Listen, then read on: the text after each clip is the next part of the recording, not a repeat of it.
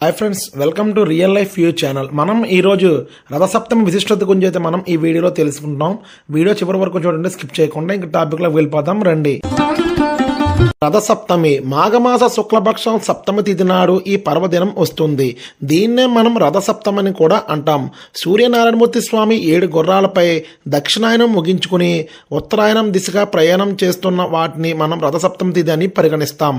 మనం మాఘ సప్తమి నుంచి ఈ 6.5 మాసాలు ఉత్తరాయణ పుణ్యకాలంగా కూడా మనం పరిగణిస్తాం. సూర్యనారాయణమూర్తి స్వామి వారి 7 గుర్రాలు 7 వారాలకు సంకేతాలు. ఈ 7 గుర్రాలను వేద ఛందస్సులని అంటాం. మనం ఇప్పుడు సూర్యనారాయణమూర్తి స్వామి వారి రథంకుండే 7 గుర్రాల పేర్లను తెలుసుకుందాం రండి. సూర్యనారాయణమూర్తి స్వామి వారికి రథంకుండే 7 గుర్రాలు 7 వారాలకు సంకేతాలు. ఈ 7 గుర్రాలను వేద ఛందస్సులని కూడా అంటాం. మొదటి గుర్రం పేరు గాయత్రి, తిష్ణిప్, జగతి, అనుష్ఠుప్, పంక్తి, బృహస్పతి, ఉష్ణిక్ అనే 7 గుర్రాల రథంపై సూర్యనారాయణమూర్తి స్వామి వారు స్వారీ చేస్తారు. మేషం నుండి మీనం వరకు ఉండే 12 రాసుల్లో ప్రయాణిస్తారు సూర్యనారాయణమూర్తి స్వామి వారు. ఈ 12 రాసులు పూర్తి చేయడానికి సూర్యరథానికి ఏడాది సమయం పడుతుంది. సూర్య జయంతి అంటే సూర్యనారాయణమూర్తి స్వామి వారు పుట్టినరోజు ఒకటే కాదు, రథాన్నెక్కి సూర్యుడు సాగించే ప్రయాణం ఈ రోజు నుంచి మొదలవుతుంది రథసప్తమి తిథి నాడు. ఇప్పుడు మనం సూర్యనారాయణమూర్తి స్వామి వారు ద్వాదశ రాశుల్లో ఏ విధంగా సంచరిస్తారో తెలుసుకుందాం రండి. సూర్యనారాయణమూర్తి స్వామి వారు రోజుకు 1 డిగ్రీ చొప్పున సంచరిస్తూ 360 రోజుల్లో ఈ వృత్తాన్ని పూర్తి చేస్తారు. అంటే 1 సంవత్సరం అని అర్థమని మాట. అందుకే జ్యోతిష్యులు ఈ సృష్టి చక్రాన్ని 12 రాశులుగా విభజించి ఒక్కొక్క రాశిని 30 డిగ్రీలుగా విభజించారు. సూర్యనారాయణమూర్తి స్వామి వారు ఒక్కొక్క రాశిలో సంచరించే కాలాన్ని 1 మాసంగా పరిగణించారు. మనకు కనిపించే సూర్యుడు ఒక్కడే అయినా విశ్వంలో ఇంకా 11 మంది సూర్యులు ఉన్నట్టు పరిశోధకులు గుర్తించారు. కానీ మన భారతీయులు వేదకాలంలోనే ఈ ద్వాదశ ఆదిత్యులను కనుగొన్నారు.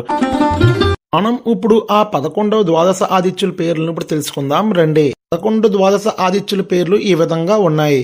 మిత్ర, రవి, సూర్య, భగ, పుష, హిరణ్యగర్భ, మరిచి, ఆదిత్య, సవిత, అర్క, భాస్కరులు అని ఈ ద్వాదశ మాసాలకు 11 ఆదిత్య పేర్లు ఈ విధంగా ఉన్నాయి.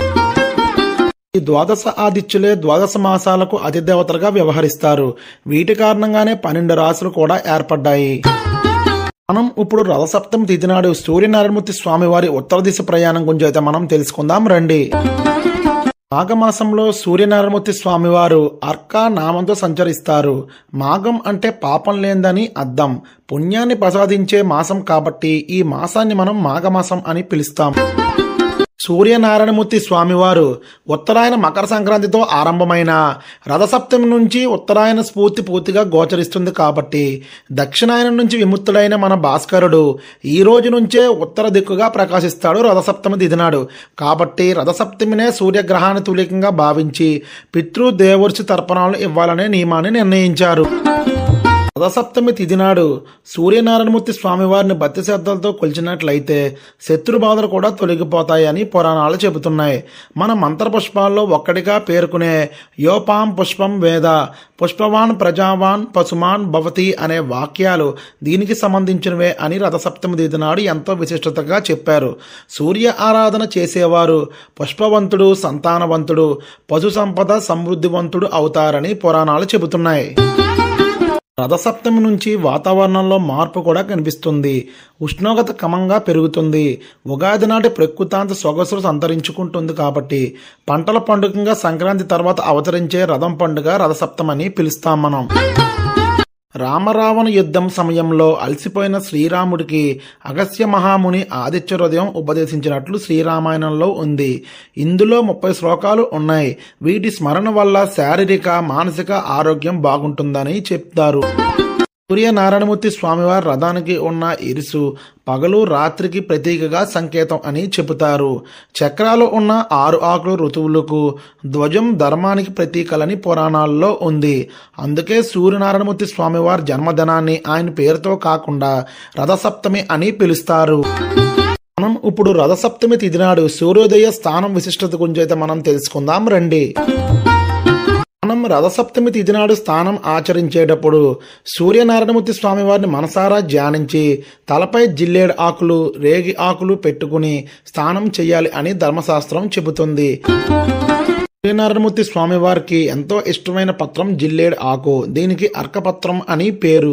రథసప్తమి తిథి నాడు సూర్యోదయ స్నానం చేసేటప్పుడు 7 జిల్లేడు ఆకులు సప్తస్వాములకు చిహ్నం మాత్రమే కాక 7 జన్మలు చేసిన పాపాలను 7 రకములుగా వ్యాధులు నశింపజేస్తాయి.